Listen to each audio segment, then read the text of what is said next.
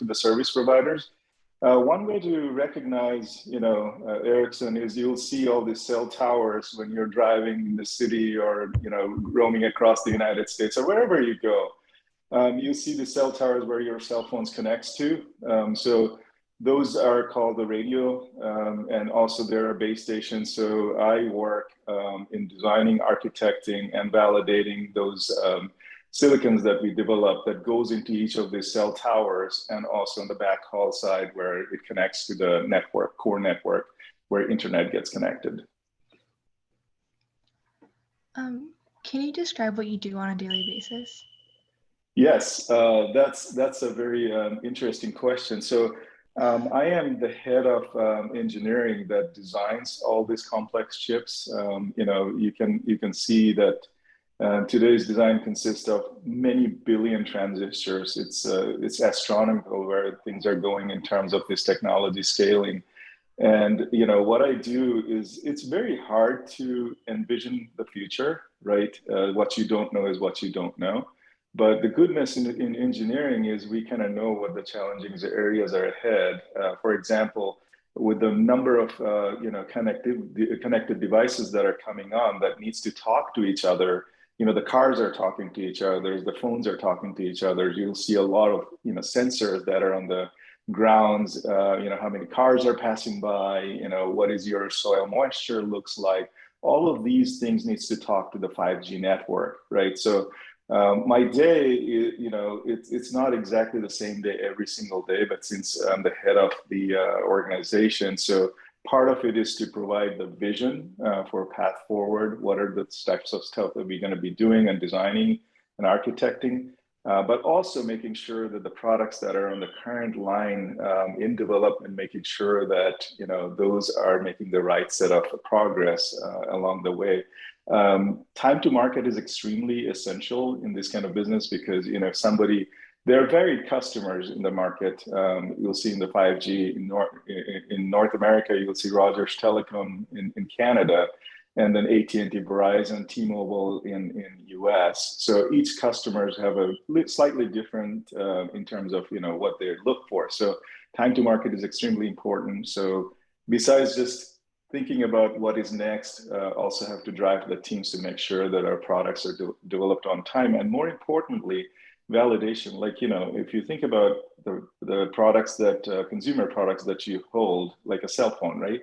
If it doesn't work properly, it's a customer frustration. But if there are thousands of people watching a soccer match or American football game in a stadium and they can't upload a video while they're watching the game to their social media or friends, it causes like buffering that causes a lot of customer dissatisfaction. So we want to make sure that our products are architected, developed and validated before it makes it into those larger systems in the network.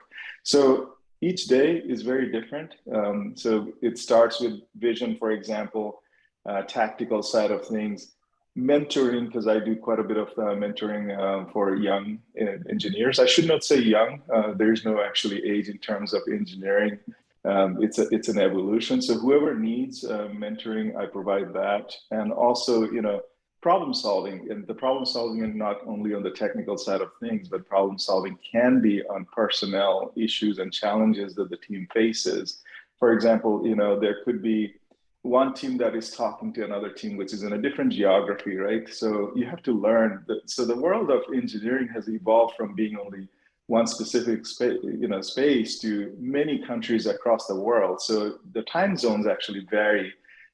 So typically, you're working with people in Europe. In my case, my parent company is in Europe, and then we have morning calls with them, which is their afternoon. But I also have teams other parts of the world, so which is when I am almost finishing up my day, they're waking up. So it's usually a long day, but not every day is same. But it's very excitable because and exciting because you're ultimately problem solving, and in a way you're changing the world. You're changing the world the way the communication industry is making the humans interact with each other. I remember in the 70s and 80s when I was growing up. There was a wonderful concept that cars would be talking to you, and it it was a fascinating thing. I especially remember a show called Knight Rider by David Hasselhoff. After 30 some years, we see Elon Musk introducing self-driving cars, so which is pretty exciting. So you got to dream about technology.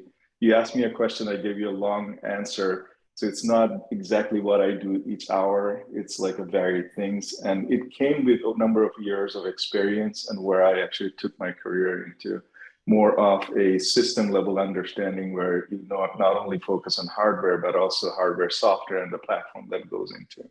So hopefully I gave you a little bit of a detailed answer. If you have any specific, please let me know. Answer. What is your favorite aspect of your job? So it's also a very good question. So the favorite aspect is actually not only one thing. So you will hear this term people coin all the time, the type A personality. So my favorite aspect is not a type A personality, but taking a problem and just driving down to the end point. So that's the fascination that I have for solving problems. And you can call it that it's a relentless passion, but when I go to the finish line, and without actually perturbing anything, that's another art that I really like. So that gives me the most satisfaction as well along the way. So it's favorite and also the satisfaction. It's the best of the both worlds. Why do you think there's a limited number of females going into engineering as a profession? Yeah, so I think that's a very valid point, and you see all there needs to be role models. That's how I feel, right? People see that others are doing the same thing that actually motivates them and gives them the self belief. Yes, I can, right? Over the last several decades, it has been a lot more male oriented in the engineering. So lot more people you'll see. Okay, I see other person doing engineering, so it's something must be interesting, and I can do it too. So having that belief is very, very important. So I believe that the more female that we would see in the engineering ranks, that's going to motivate and also energize a larger base of females to come to engineering, which is extremely important. And I will tell you, when I was designing Zen at a different company, which is the Ryzen microprocessor, I have had hired several women engineers from colleges, and that kind of detail orientedness that females actually bring to the engineering profession is very very it's a rare skill and very much needed. And I really, really appreciate what they bring to the table, what you all bring to the table, because almost 50% of the world's population is female. So we should be honest with each other that we need to bring more people from our community. Happen to be I'm talking to you in this particular forum as female. So we need more of you in this area to drive the innovation forward, because when there's a dream, the dream should be unbounded, and you all should dream and bring engineering to the foray. Sorry. What are ways that you are helping the gender divide in the engineering field? Yeah, so my current company is pretty awesome, actually. So there is a lot of focus on getting female into engineering ranks, and there is a kind of a process in place that we would like to hire more female engineers. So no, I wish that all the companies of the world they do that and recognize it. I think this is a fantastic thing. So not that my company is doing it, I have been actually doing it in the past as well on my own initiative. But I also make sure that if there is anything that I can do, be a mentor for any of the female engineers. Again, this is not for the new and up and coming college grads, but anybody who would like to learn from me how I have approached different. Because I want to take a step back and explain to you when I came into engineering, people always told me that career ladder is important. Like it's linear. You kind of climb the ladder to go to the next level and next level. Personally, I never believed in that. I believed in it's about a career lattice. So you climb something, then you realize that in order to get to that one, I need to go learn this one. So it's not a, you know, kind of like a vertical, but it's also horizontal. Sometimes when you grab that, you fall down. You learn more, and you eventually come back up. So you know, you develop some scars along the way, which hopefully is part of the learning, and some of them are really, really good. So I would say that, you know, that was the fundamental for me to learn how to stay connected, how to engage and understand problem solving, and be able to get to where I want to go. So I want to really pass it down to people. So if somebody's interested to know how did you do this, I'm always open to, you know, guiding that thought process. But at the end of the day, I don't give the full recipe. This is what you need to do. It's more like talking somebody through, and that's what I like to do with my mentees. Mhm. Thank you for all the work that you do for like advancing this field. Is there any Absolutely. advice you would Is there any advice that you would like to give to the young girls that are watching this video and who want to pursue engineering? Yeah, I don't know whether I mentioned to you that I think STEM is a very, you know, very Mhm. necessary step towards getting into exposed into engineering, right?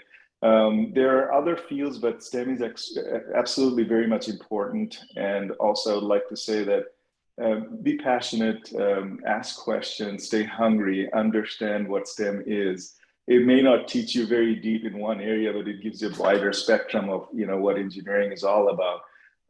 And then, you know, one of the greatest thing that you should, or female engineers should look for, or prospective female engineers should look for, is support from their families, support from their, you know, loved ones who are not female, but, you know, who can help you, you know, realizing your dreams. So I think that seeking out for that support is absolutely needed. The other thing is, I would say that is mentorship is extremely important to get into this field.